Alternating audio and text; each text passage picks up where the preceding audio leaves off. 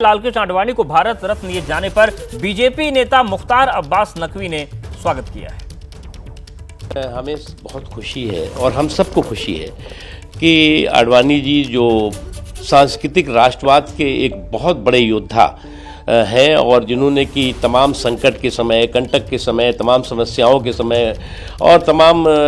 परेशानियों को झेलते हुए और देश में सांस्कृतिक राष्ट्रवाद का ध्वज फहराया और देश को और राष्ट्रवाद से जोड़ा। मेरा सौभाग्य है कि राष्ट्रीय अध्यक्ष के नाते मुझे काम करने का यूथ विंग में जनरल सेक्रेटरी के रूप में, उसके अलावा जो है वो जब वो डिप्टी प्राइम मिनिस्टर थे तो उस समय भी सूचना प्रसारण मंत्रालय में उनके साथ काम करने का मौका मिला। वो जो शख्सियत है आडवाणी जी की, वो शख्सियत पूरे देश के लिए सबक और संदेश रही है और वो ख़ास तौर से उन लोगों के लिए जो इस वक्त आज भी जो है वो सामंती सियासत के सूत्रधार बने हुए हैं। और सीधे अपने सहयोगी गुरु करते अभिषेक हमारे साथ बने। अभिषेक जी, इतिहास पर आप निगाहें डाल रहे थे, रोशनी डाल रहे थे आडवाणी जी को लेकर। अब जब सांस्कृतिक राष्ट्रवाद की बात हो रही है, राम मंदिर का मुद्दा कांग्रेस ने छेड़ दिया है, तो ये भी लोगों को याद दिलाना जरूरी है कि 1989 में जब लालकृष्ण आडवाणी अध्यक्ष हुआ करते थे, हिमाचल प्रदेश के पालमपुर में अधिवेशन हुआ था और वहीं पर अध्यक्ष रहते हुए आडवाणी जी ने ये तय किया था पार्टी के लिए कि हिंदुत्व और राम मंदिर के जो संकल्प को हमें आगे उठाना होगा। और शायद वही संकल्प था कि आज बीजेपी उस प्रचंड बहुमत के स्तर पर है जिसकी कोई कल्पना नहीं कर पाता था। बिल्कुल, देखिए मैंने पहले भी आपसे ये कहा अवधेश कि बीजेपी 84 में 2 सीटों पर थी और उसके बाद 89 में जो 86 सीटें आईं, 86 में 86 में आडवाणी जी पार्टी प्रेसिडेंट बने। आडवाणी जी के अध्यक्ष रहते, उसके पहले वो जनरल सेक्रेटरी थे बीजेपी में। आडवाणी जी के अध्यक्ष रहते हुए पार्टी ने ये ऊंचाई छुई है, कोई दो राय नहीं है इसमें। और पालनपुर में पहली बार प्रस्ताव, हिमाचल प्रदेश के पालनपुर में पहली बार प्रस्ताव पेश किया गया था राम मंदिर के लिए और उस समय भी आडवाणी जी पार्टी के राष्ट्रीय अध्यक्ष थे। तो आडवाणी जी का जो योगदान रहा है, जो पार्टी की कोर वैल्यू रही हैं, राम मंदिर का आप ले लीजिए, आप धारा 370 का ले लीजिए, आप यूसीसी का ले लीजिए, जो भी कोर वैल्यू रही है, जो जनसंघ से ट्रांसफर हुई है। मैंने आपको पहले कहा कि आडवाणी जी जनसंघ के जमाने से, श्याम प्रसाद मुखर्जी के जमाने से सक्रिय रहे हैं। 1957 में जब आरएसएस के, वो जोधपुर में आरएसएस के प्रचारक हुआ करते थे और वहां से जनसंघ में शिफ्ट हुए, उसके बाद दिल्ली में शिफ्ट किया गया, दिल्ली में उन्होंने सफलता दिलाई, वहां से चलती है। और उनका इतिहास 1980 में जब बीजेपी की स्थापना हुई, वहां से बीजेपी के अंदर जिस तरह से उन्होंने बीजेपी का विस्तार किया, दो से लेकर के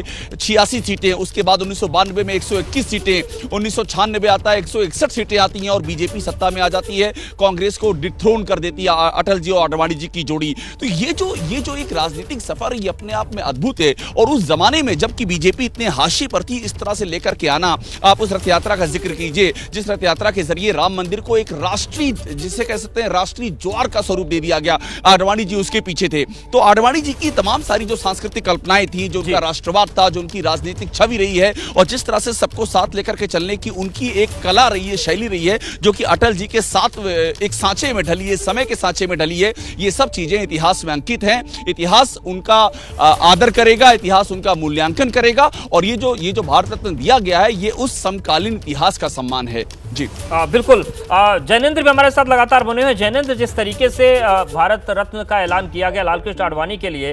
प्रधानमंत्री तत्कालीन अटल बिहारी वाजपेयी और लालकृष्ण आडवाणी की जो जोड़ी रही, बड़े से बड़े टकराव के मुद्दों पे अभी किस तरीके से सदन में बड़ी ही सौहार्दपूर्ण माहौल में चीजों को कर ले जाते थे, इस बात की भी नजीर रही है लालकृष्ण आडवाणी की और अटल बिहारी वाजपेयी की। इस जोड़ी ने जो कमाल करके दिखाया वो बहुत कम सरकारों में देखने को मिलता है। बिल्कुल, देखिए भारत में कांग्रेस जो है वो आजादी के आंदोलन की जो विरासत थी उसका, और जिस तरीके से जवाहरलाल नेहरू रहे या इंदिरा गांधी रही, इसके कारण कांग्रेस सबसे बड़ी पार्टी हुआ करती थी। विपक्ष की कल्पना भी नहीं की जा सकती थी कि विपक्ष की कोई सरकार भी देश में केंद्र में सरकार बना पाएगी, लेकिन वो जो है वो साकार करके दिखाया अटल और आडवाणी की जोड़ी ने। और आडवाणी जी की जहां तक बात है, उनको सबसे बड़ा क्रेडिट ये दिया जाता है कि उन्होंने खुद अटल बिहारी वाजपेयी को प्रधानमंत्री उम्मीदवार के तौर पर ऐलान किया, जबकि कहा जाता है कि खुद अटल जी इसके लिए तैयार नहीं थे। आडवाणी पार्टी की पॉपुलैरिटी में अटल जी से कहीं ज्यादा आगे थे, हालांकि और पार्टी पर पकड़ भी आडवाणी की ज्यादा थी, हालांकि अटल जी की लोकप्रियता एक अलग स्तर पर थी। बावजूद इसके आडवाणी ने यह भापा कि अटल बिहारी वो चेहरा हो सकते हैं जिनके नेतृत्व में सरकार बन सकती है, उनकी एक सॉफ्ट इमेज जो है उससे सहयोगियों को साथ लेने में आसानी मिलेगी। और इसी रणनीति के कारण पहली अगली सरकार जो चाहे वो अटल जी की 13 दिन की सरकार हो या 13 महीने की सरकार हो या फिर जो पूरे 5 साल सरकार चली, निश्चित तौर पर खुद आडवाणी के नेतृत्व में जब 2009 में बीजेपी ने चुनाव लड़ा तो मनमोहन सिंह को आडवाणी नहीं टक्कर दे पाए और सीटें भी बीजेपी की जो है वो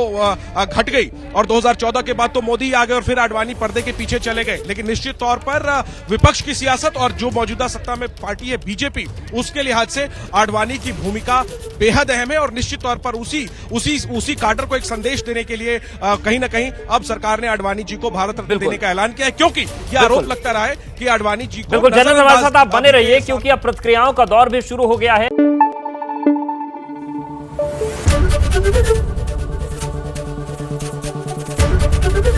एबीपी न्यूज आपको रखे आगे।